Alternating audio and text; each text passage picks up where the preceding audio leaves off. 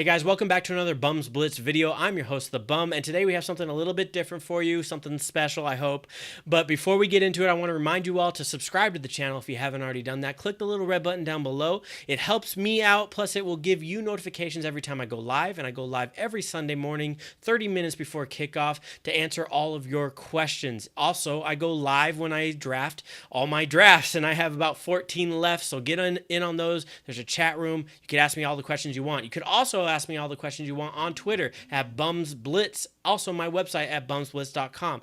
Let's get into this week's video. Okay, so I want to get right into this list. I want to go quickly because we have a few people to go over. But first, I want to warn you all that there will be spoilers. So if you haven't seen these episodes of Game of Thrones, turn off the video right now, especially if you don't want any spoilers. First up, Samwell Tarly. You'll notice that he's the big dude. He is the dude that is not very athletic, can't fight, but he shows some promise. He has killed a White Walker. He has figured out some things. He's smart. But no one wants him. And that reminds me of somebody, and I think it's Eddie Lacy. He's the big dude. No one really wants him. The only way you can get him on your team is if you have a contract for him to lose some weight. We'll see what he can do. We don't really know what he could do, and we don't even know how involved he really will be. I think that's a perfect example of Samwell Tarly. I want to talk about Gendry next. He is a character that we lost in Season 3. Well, sort of lost. We didn't know where he went. He was last seen on a boat rowing, and then he just disappeared for 4 seasons. He has King's blood. We thought that he might be someone that was in line for the throne, maybe. He is a bastard, though, so maybe that hurt his claim a little bit. But the real thing was that we lost him. We didn't know where he was until Season 7 came around and he came back. That reminds me of one person. Josh Gordon.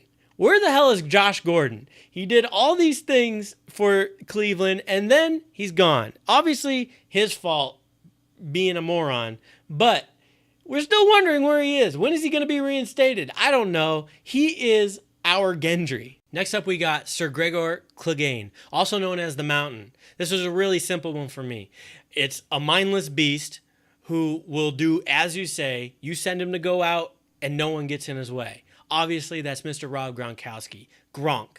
He is a beast, and there's no one that could stop him when he gets his hands on the ball. Theon Greyjoy is less of a man. There is no way in hell that I'm doing a Game of Thrones video without talking about Joffrey Baratheon. He was one of the most hated people on the show, if not the most hated.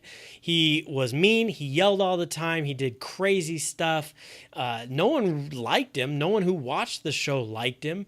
And, you know, the guy just always was yelling at people, always trying to tell them what to do. This person for me in the NFL is Philip Rivers. I dislike this guy a lot. He's always yelling at the referees. He's always trying to talk crap to all the other players. And you know what? He kind of throws like a girl. And if you look at this clip over here, very good. You'll see that Joffrey also sort of throws like a girl. So there's a lot of similarities between the two. I wish Philip Rivers would just, retire, but whatever. He's in the NFL. He'll play, and I'll keep ignoring the San Diego Chargers. Next up on the board is Mr. Sister Lover himself, Jaime Lannister.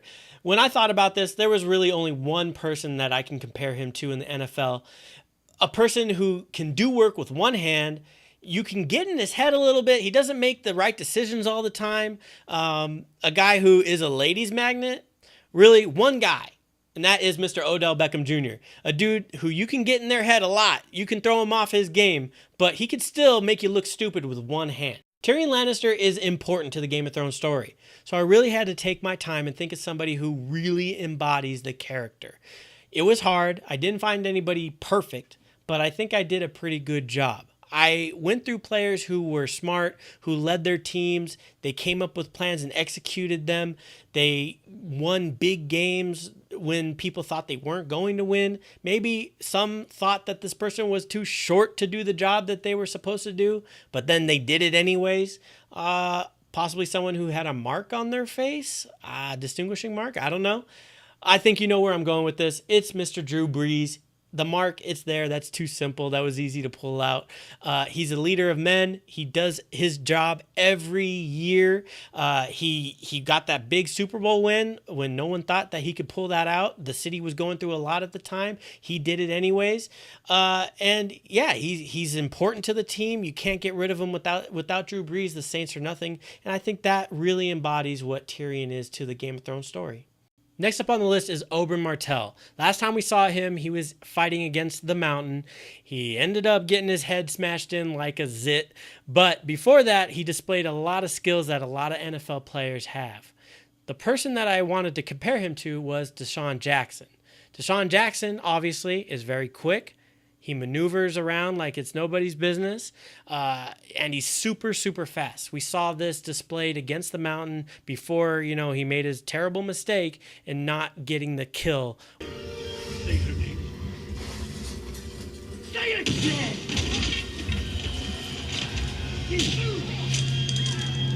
Deshaun has been known to celebrate a little bit too early, let go of the ball at the 1 yard line instead of taking it into the end zone.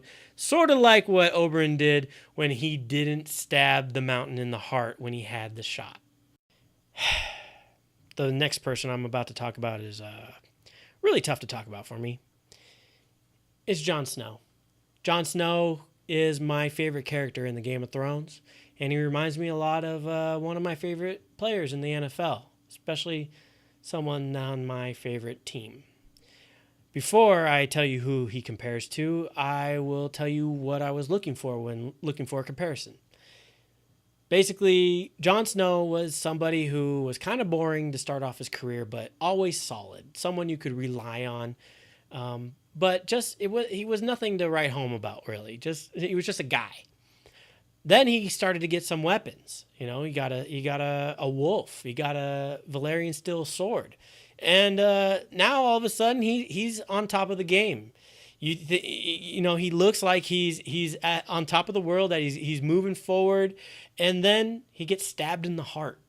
He has it in his hands, and then he gets stabbed in the heart. He thinks he's doing all the right things, and he gets stabbed in the heart by people on his own team, maybe a coach. I'm not sore about this at all. The person I compare him to the most is Matt Ryan. Matt Ryan, the Falcons, 28-3. He had it, and then he got stabbed in the freaking heart.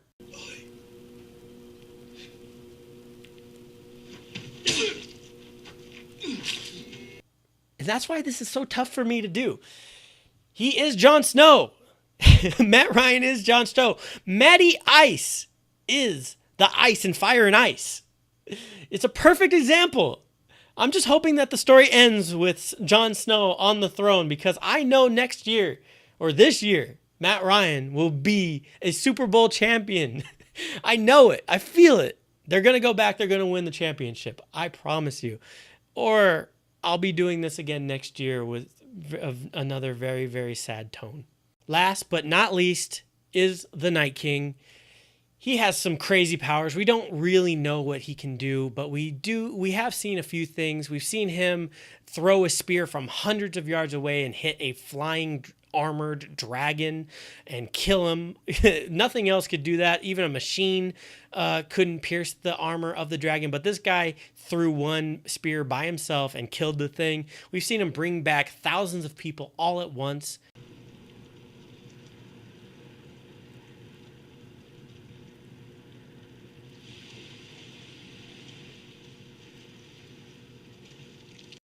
We've seen him make giants and dragons and bears, oh my, all come back to life. We've seen this guy basically see into the future and know what's coming before it ever happens. There's one player that has those abilities, and that's Tom Brady, baby. The best quarterback to ever play the game. Sorry about that if you like someone else, but I think he is. And I'm going to go with that, especially since he took out my team. He's the best freaking quarterback ever. And that's the only way my team could get beat like that. But he has a crazy arm. He makes everybody else around him better. Tom Brady does. And he knows what the hell is going on around him before it even happens. He knows what they're going to do. He's planned for it, and he's ready to go. He is the Night King, and that's the end of this list. Hey guys, thanks for watching my video. If you like what you saw, give me a thumbs up, comment down below. If you haven't already, subscribed to the channel. That's important. You'll get notifications every time I post or go live, and I go live a ton. Click the little red button down below or the logo to the right. If you want to reach me on Twitter, you can reach me at BumsBlitz or my website, bumsblitz.com. Until next time, I'll see you later.